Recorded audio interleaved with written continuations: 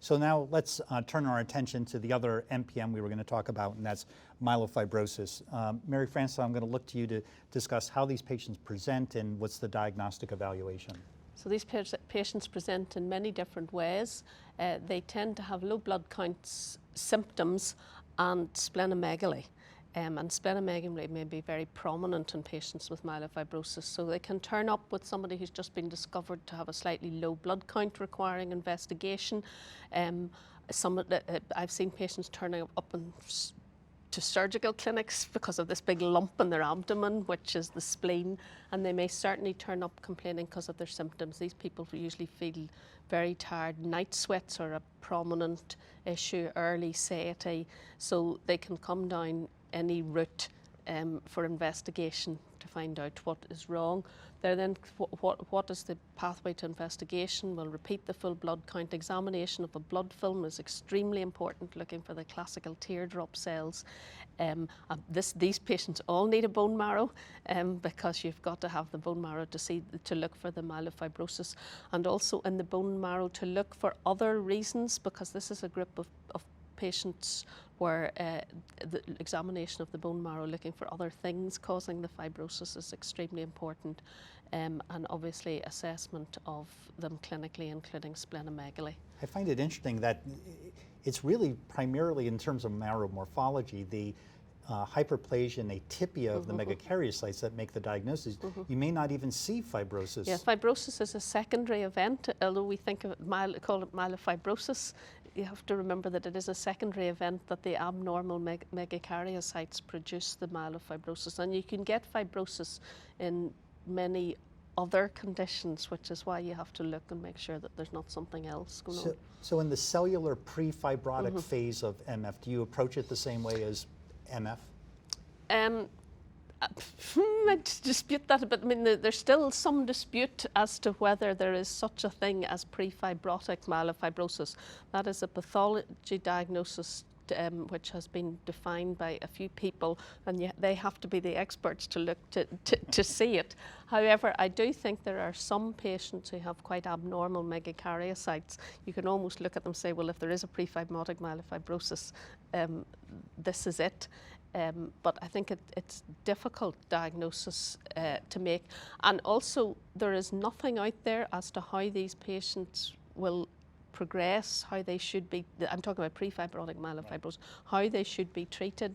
No one has ever done a trial in pre-fibrotic myelofibrosis. So I think it's very difficult, because if you put this label on somebody, the word that will predominate is the fibrosis word. And they can live for many, many years without a problem with this, what is labeled pre-fibrotic. Morphologically, it seems to be similar to ET. Yes. I'm not sure how they make that distinction. Yeah, that's the issue, I think. Rami, tell us about risk stratification in MF. Right. Which is getting very complicated, I guess. So you have to memorize like 10 prognostic models now.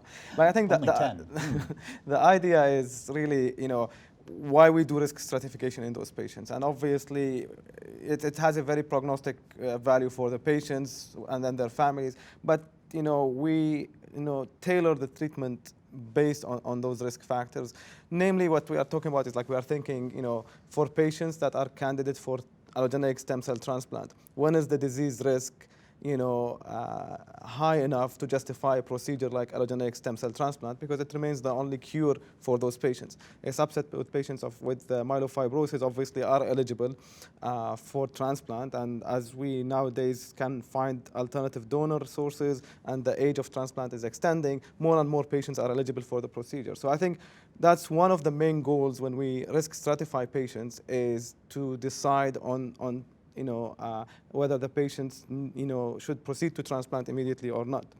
And this had evolved. We've historically used clinical variables. So we've had the IPSS, the International Prognostic Scoring System, where we looked at variables such as age, anemia, leukocytosis. Symptoms actually always had come as a prognostic factor in patients with myeloproliferative diseases. And then we give a score based on those clinical variables, and we stage patients into a group from low, intermediate 1, intermediate 2, or high risk. And based on that, those patients that are in the intermediate 2 or high risk group, if they are eligible for transplant, we usually recommend it for them to proceed to transplant. There is different variations from that, clinical model. So the DIPS, the dynamic model, weighs on anemia and transfusion. Then there is the DIPS plus that weighs also on thrombocytopenia, as well as some cytogenetic information. Then we started realizing the importance of the molecular data and somatic mutations. So we had different versions of that. So we have a model called GIPS, genetically inspired, which is based solely on genetic information. No clinical information are built in that model. And now we have a model particularly for patients that be considered for transplant below age of 70 called molecular IPSS or molecular IPSS 70 with a couple of versions. Again, it gets complicated, but the idea is there are certain clinical variables we've known a long time, like anemia, presence of circulating blasts, leukocytosis. Symptoms, again, are always important. And then there are molecular information such as bad cytogenetic seen on regular G banding, and now molecular information, such mutations such as presence of SRSF2, SXL1. Those are associated with worse outcome. We mentioned earlier the triple negative. So it gets complicated, but I think the idea is to look at those factors, and even as Ruben mentioned earlier, many of those are continuum. Like they cannot be just thought as very arbitrary, staging systems or cutoffs, and then weigh on those to decide, how to tailor the treatment.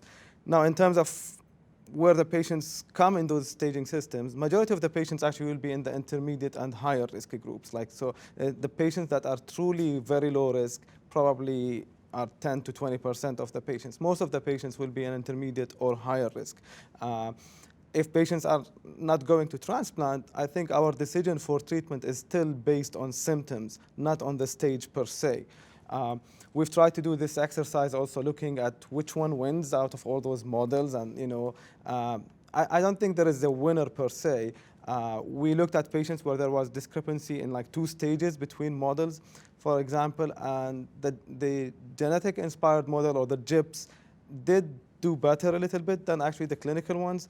But I don't think there is really one winner or one model that tells you all.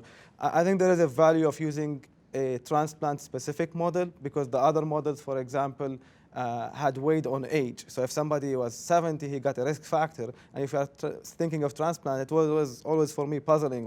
Now, because the patient is 70, I would upstage him and recommend a transplant for him. So I think, for example, in deciding for transplant, we have to take age out of the equation. And that's what the new model does, takes age out up to 70, right, but adds in these molecular features. Exactly. Okay. And of course, all of those models apply to PV and ET that progress to MF, or are there different models? Right, so they are applied. There had been specific models developed. We actually contributed patients to the Italian group. We gave them information from our database as well. They've had a big collaboration where they looked at patients that had secondary MF from AT or PV. So they have a specific model called the MySeq that looks particularly on that. But I think the other models also have been used for patients with secondary MF as well. So, okay. I want to jump to this transplant issue. How do you identify patients for transplant? And then one of the challenges I find in transplant for these patients is if they have a big spleen, how do you take care of that spleen before you send the patient for transplant? Okay, so how do you identify patients for transplant? It's the only curative option, and I think it has to be considered up front in every patient. Would this be a possibility? The first group you've run across that you throw out are the low-risk ones because they have a median survival of 15 years. So are you going to send them for a transplant with a 20% mortality? After that, then you have to take into consideration the patient, what they're like, and we've discussed age. However, transplant in these patients is a major procedure. I think many people who agree with patients with myelofibrosis do badly with transplant. So it's a big decision. And then do you wait until they're at a stage where it's not of benefit to them. So I think it has to be considered, and there's not an easy answer. I've heard people saying that it's really only about 5% of people that becomes, of myelofibrosis patients, it becomes an option for, but that's probably creeping up as older people get transplanted and with different issues, but it's difficult. I think the issue of the big spleen is easy in a way. I think now everybody would go, put them on ruxolitinib first and try and shrink the spleen before they get to transplant. And in fact, you often will improve their condition greatly by doing that. So I think it's standard practice now to have them ruxolitinib until just before the transplant. Have other panel members used that, or I mean, is that very successful, or do you have to go to splenectomy? I mean, Ruben? Well, it's an excellent question. I'd say that the standard certainly is these patients are already on ruxolitinib by the time they go to transplant. You know, certainly in the U.S., where the majority of eligible patients for ruxolitinib are probably on ruxolitinib, you know, even if a patient were diagnosed tomorrow and you were thinking transplant is always a 3 to 6 months process at a minimum in terms of typing, getting them on the schedule, the pre-transplant workup, and it gives you that run-in time to have some response to ruxolitinib, hopefully improve their spleen size, but also improve really the kind of the state of the patient, their activity level, their you know, kind of physical robustness, as well as the spleen.